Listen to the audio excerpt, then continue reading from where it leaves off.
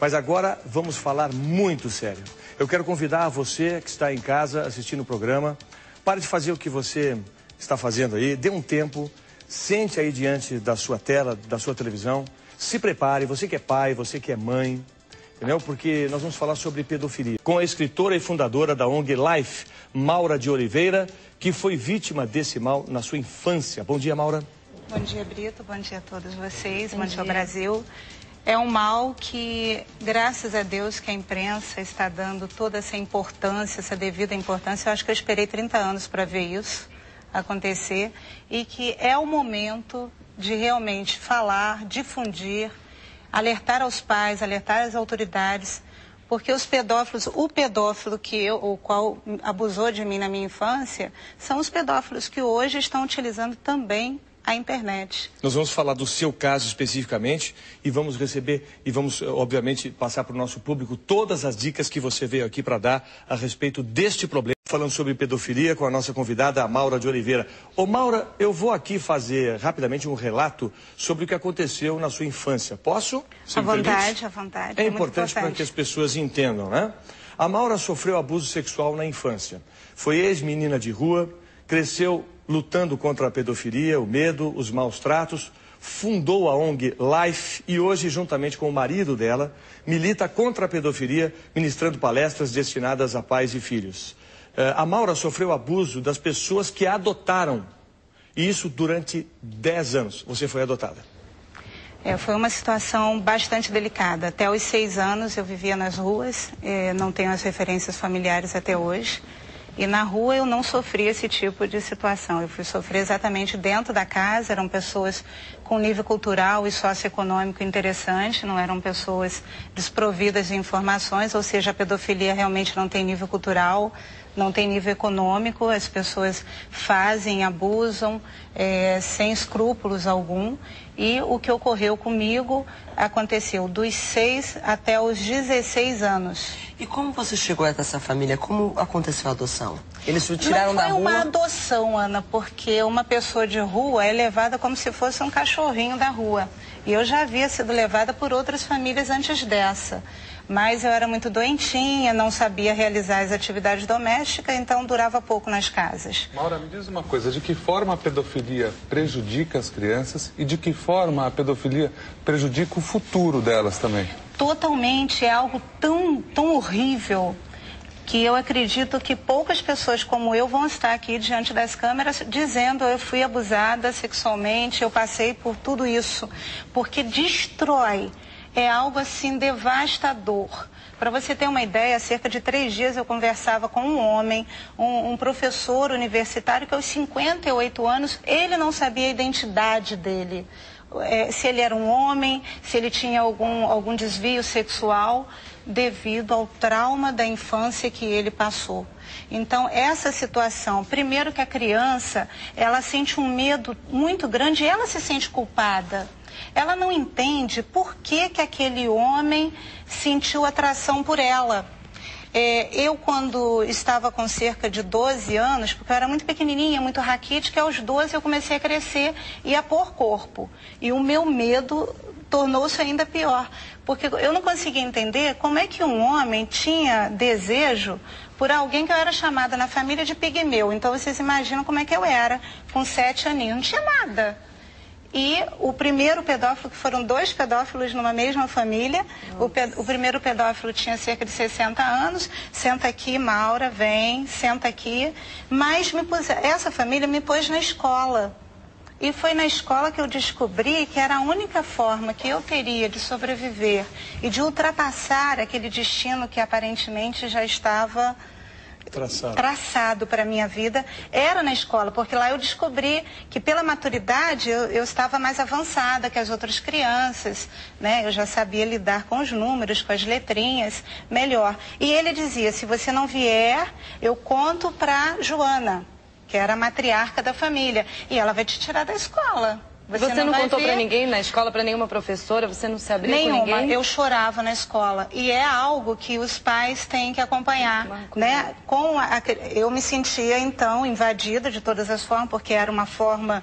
É nojento, é asqueroso, é doído demais. Mas eu ia parar no colo daquele homem chorando. Chorando. Ele me bulinava e utilizava ali todos aqueles artifícios absurdos. Não contava. E imaginem vocês, o meu caso era atípico. Eu não contava porque eu não tinha um amante, um pai, não tinha uma pessoa a quem eu confiasse. Porém, hoje, o que acontece com as crianças é que têm os seus pais, têm sua família, mas não confiam da mesma forma. Então, é necessário que, neste momento, inclusive, que será maravilhoso a gente falar para os pais, que a situação, a relação entre pais e filhos tem que ser de confiança extrema, para que mesmo que aconteça algo como a manifestação de um pedófilo, que pode ser de diversas formas, porque ele não agride a criança, né? Ele conduz a criança. Então, não é uma situação que ele realiza o ato de uma só vez. Ele conheceu a criança, salvo aí situações como a do médico que dopava a criança, né? Mas, em geral, ele vai paquerando, ele vai induzindo, ele vai conquistando. Ele vai conquistando. Ou com brinquedo, ou com um doce, com um jeito de falar. Um chocolatinho, olha, vem cá, e pelo medo, né? Meu filho até passou por essa situação há pouquinho tempo na escola. Ó, vem cá, dá uma olhadinha aqui que eu tenho uma coisinha para te mostrar. Eu tô sem cueca. A criança é induzida facilmente a qualquer coisa que o adulto chame para si, né? No caso do meu filho, que está mais do que acostumado a ouvir falar de pedofilia, ele gritou lá, amor, você é um pedófilo, gritou segurança e tal. E aos 7 aninhos passou também pela situação da internet e imediatamente me chamou. Ou seja, nas duas situações que ele vivenciou, isso com 7 aninhos, 10 aninhos, ele soube se defender. Valeu a orientação que você deu para ele. Ou seja, Brito, se os pais utilizarem esse mecanismo de chamar, primeiro que é um assunto que costuma se colocar debaixo do tapete. É feio falar de pedofilia. Dá vergonha, ninguém quer falar. Dá vergonha, a mãe, não vou falar disso, na minha família só tem pessoas... Né? E é aí que está. Ô Mauro, deixa eu te falar. Eu acho que o mais importante de tudo é você falar com as pessoas que estão assistindo o programa, pais, mães, enfim, e passar para as pessoas as dicas que você passou para o seu filho. Para sua filha, né? É meu filho, é o Gabriel. O filho. Então me diga, como é que os pais devem agir em relação a esse problema?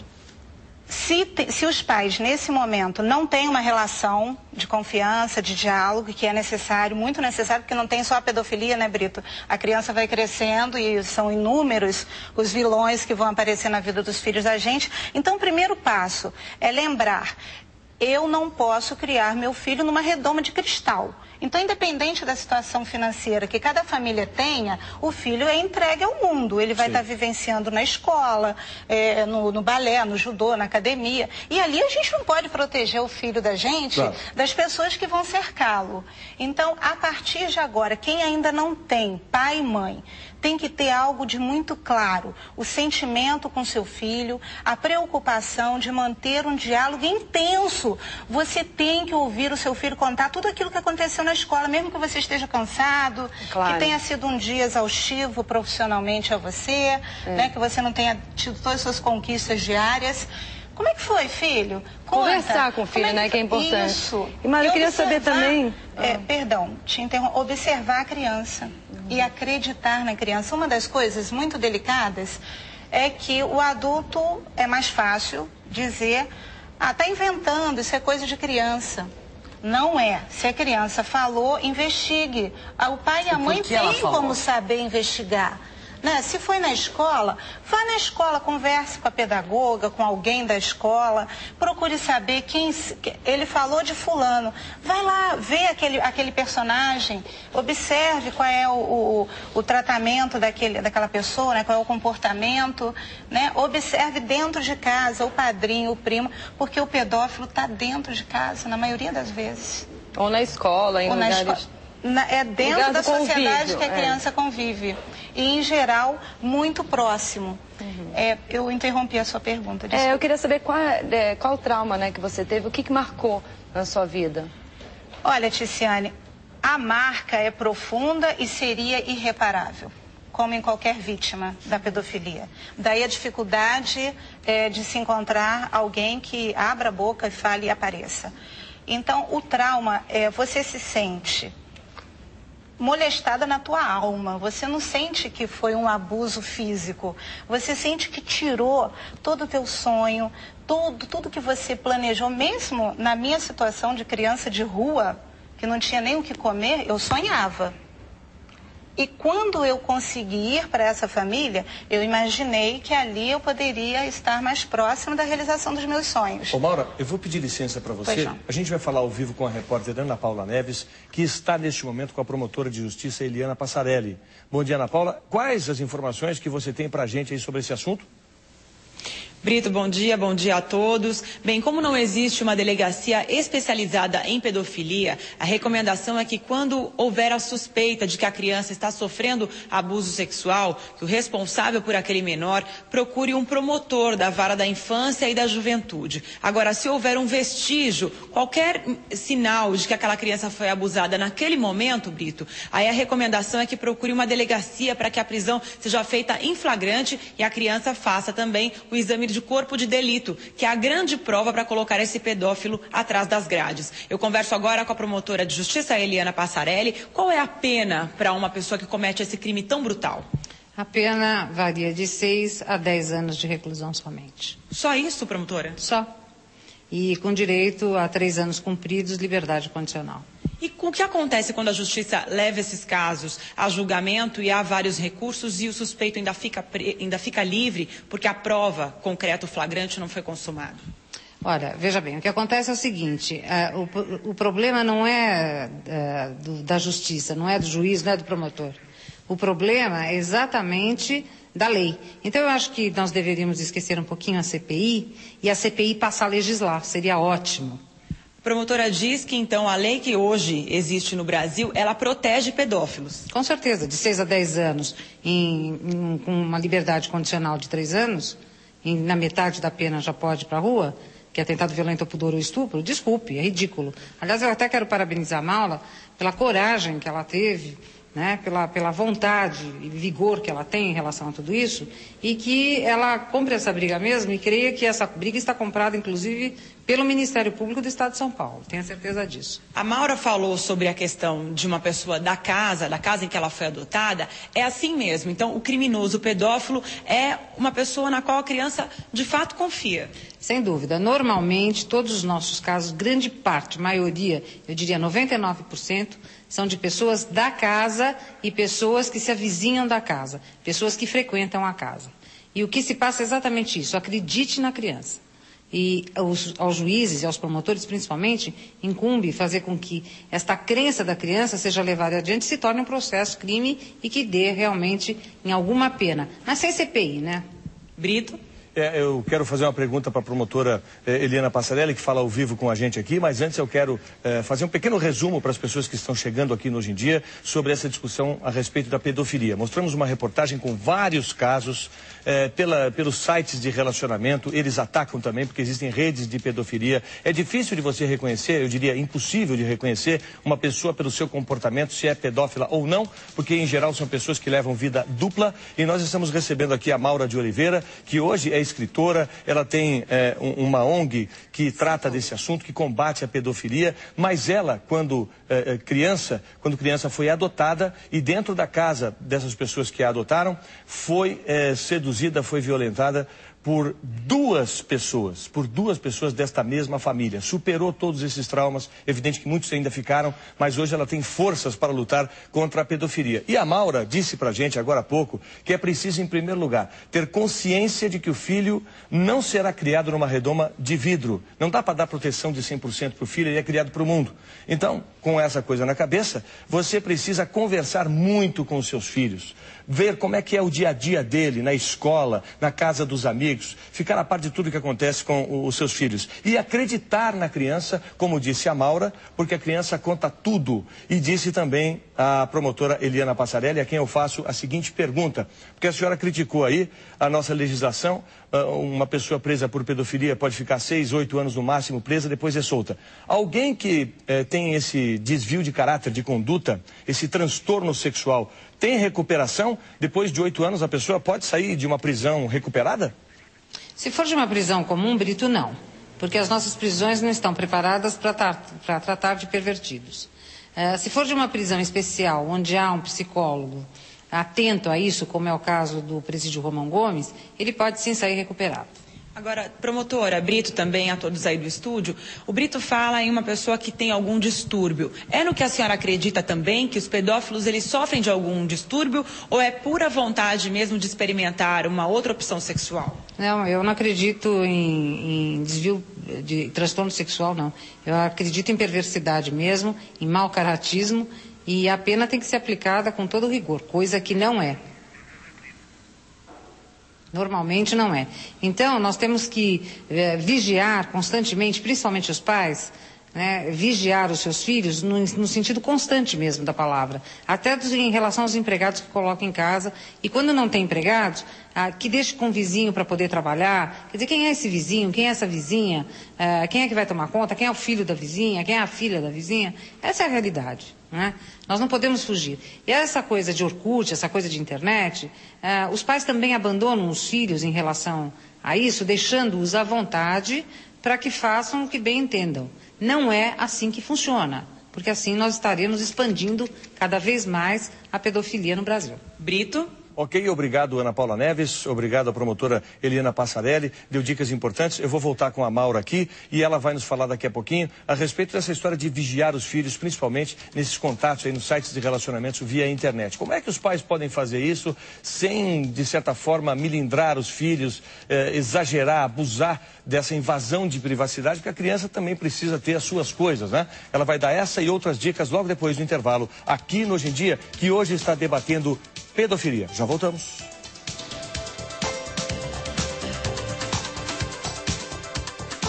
De volta com Hoje em Dia aqui pela Rede Record de televisão, falando sobre pedofilia e recebendo aqui a Maura de Oliveira, que hoje ela tem uma ONG chamada Life, que milita contra os pedófilos. Ela, que na infância foi adotada e acabou sendo vítima de pedofilia dentro da casa dos pais adotivos. Mas ela deu a volta por cima. Hoje ela tem um projeto chamado A Menina de Ontem nas Escolas, inclusive aprovado pela Organização das Nações Unidas. Vai a escolas, faz palestras, isso é importante, porque pais precisam abrir o olho. Ela me contava aqui o seguinte: de repente nessas redes de relacionamento, o pedófilo ataca, consegue identificar uma criança de 6, 7 anos de idade, mente que tem a mesma idade dessa criança, começa a querer se aproximar dessa criança, demonstrando os mesmos interesses, até que em algum momento os pais vacilam e esse pedófilo consegue ficar a sós com a criança. Na prática é isso que acontece. E depois, para corrigir esse problema, isso pode causar um trauma, sabe, para a vida inteira dessa criança vítima de pedofilia. Então, para concluir agora essa nossa pauta, eu quero falar especificamente para os pais. A Maura vai dar mais uma dica importante, porque você sabe que o seu filho entra na internet, ele tem lá o computador no quarto dele. Acho que não é legal você ficar o tempo todo vigiando o filho, mas qual é a forma, então, para você acompanhar o dia a dia com quem o seu filho está mantendo relações via internet? Olha, não é necessário que uma criança tenha um computador dentro de um quarto e fique com o quarto trancado. O pai não está dando ao filho privilégios concedendo algo assim. Por que esse computador não pode ficar num local da casa onde todos tenham acesso? E essa criança, esse jovenzinho que esteja lá conversando, mantendo esse relacionamento com outros que ele não sabe quem é, né? É importante então o pai frisar, ó, tá lá do outro lado, você não sabe quem é. Ele pode dizer que conhece você, que tem a mesma idade, mas ele pode estar mentindo para se aproximar de você. Então acho muito interessante que vocês façam reuniões em casa e comecem uma nova vida. Olha, o perigo está aí. E a mãe pode não poder te proteger se esse pedófilo chegar e te levar e te conduzir. Então vamos colocar esse computador na sala, num espaço que circule, que o pai circule, que a mãe circule, que alguém mais circule. Porque não é normal uma criança ficar num quarto fechado com um computador. E não é legal o pai ou a mãe achar que isso é que vai fazer com que o filho se sinta dentro do seu próprio mundo. Invadido. Não, primeiro que uma criança não tem que estar dentro do seu próprio mundo sozinha. A criança não tem discernimento para compreender ainda o que é certo e o que é errado. Muitos pais hoje estão dando tudo, aprovando tudo, para se verem livres da própria responsabilidade. Então não adianta chorar depois. É importante realmente frisar, pai é responsável. Se acontecer alguma coisa com o filho, é o pai e a mãe o responsável, porque a criança não tem como se safar disso sozinho. Mauro de Oliveira, eu quero te agradecer muito por todas as dicas que você deu, por contar a sua história, uma pessoa de coragem que está lutando contra essa realidade da pedofilia. E o que ela disse é o seguinte, você não tem que vigiar o seu filho, investigar, tipo polícia, o seu filho, mas precisa, é fundamental, acompanhar o dia a dia do seu filho e acreditar naquilo que ele te conta. Combinado?